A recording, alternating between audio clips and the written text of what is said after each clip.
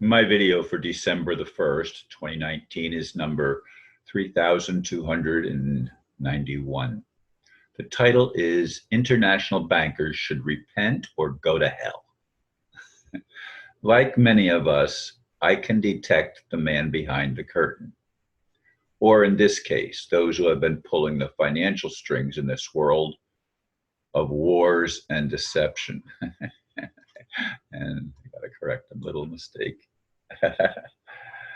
The founders of the unlawful Federal Reserve in USA, Inc. are masters of the scam, and all of humanity has been their victim.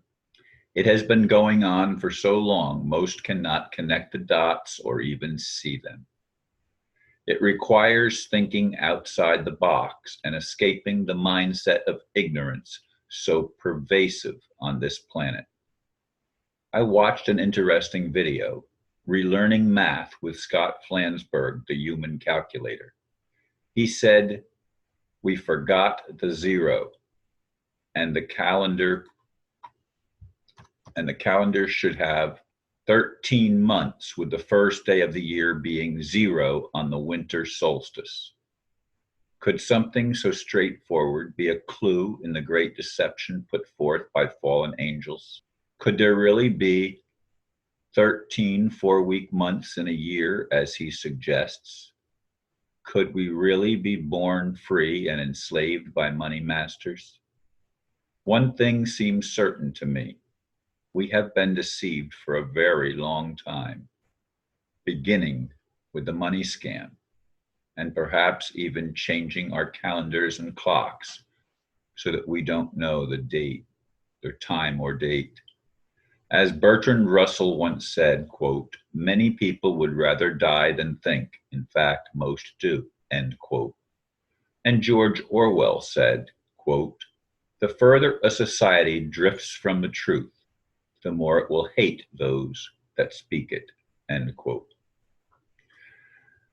I begin again with God. Yes, I continue to pray to God, for God to take responsibility for creation. And I know I hear every time I say that, I hear my friends say, it's up to us, it's up to us. But how can us, we who have been deceived for so long, get to the truth without help? Some say our DNA is being reactivated by the changes in the sun. That could be the truth too. There's lots of things that I consider, lots of things that I look at. And this video by Scott Flansburg, Relearning Math, was very, very interesting. Obviously, as he pointed out, September is not the 7th month, even though sept means 7th, and oct means 8, and nov means 9, and des means 10. Those are our 12th, 11th, 10th, 9th month, not 7 through 10. You know, we have been totally deceived. Our calendar has the first half of the year is shorter than the second half of the year. Why shouldn't they be equal if they are halves? But they're not halves. There's more days in the early part of the year, the first 6 months, than there are in the latter 6 months, as the calendar exists now. Could something that simple be a shift? Could paying people money be part of the great deception, as I've said for a long time? And it makes sense to me that the slaves were now paid to do the same thing they were doing when they were in chains and kept in prison with guards. Now we have prison guards too. It's the internet, it's the electrical system. There are cameras and spying everywhere. What's the message in all of this, folks? What are we supposed to be seeing? What lesson are we supposed to be learning, if any? We've been part of a scam. It's a money scam for sure, but it's so much deeper than that. To me, it's fallen angels that manipulated our DNA.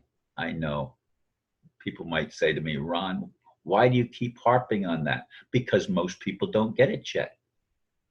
Most people still think that what we've been taught all of our lives is truth, when in fact, if we look with a critical eye, we can see a lot of lies that we've been told as truth, from the way the calendar works to our holidays. You know, Thanksgiving existed because Native Americans helped settlers that arrived in the winter in New England, the Plymouth colony. And then Indians became our enemies. There was no animosity initially on the Indian side when the European settlers came. They actually helped the first winter survival. They helped those that had come from Europe survive. But people had been coming from Europe longer than that. Scandinavia, probably, and other places in the world. There's been migrations on this planet for a long time, and they continue. People continue to move to different parts of the world. Most people may stay where they're born, in the area that they're born, but more and more people do not. More and more people are international travelers. And some would suggest there are even travelers that go beyond the Earth and maybe even beyond the galaxy. Do I know that? No, but there are great possibilities. But if we stay in the little boxes that have been constructed for us, they become prisons of the mind.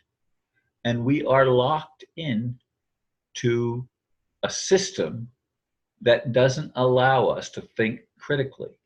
And thinking critically is essential.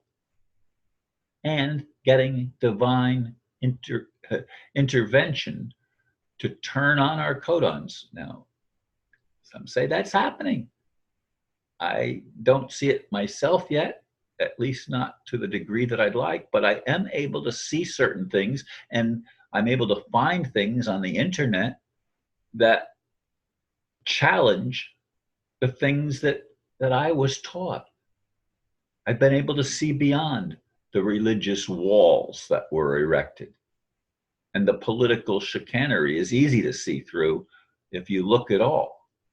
But it all started, so some say, with the money scam of freeing the slaves and paying them for their work. Huh.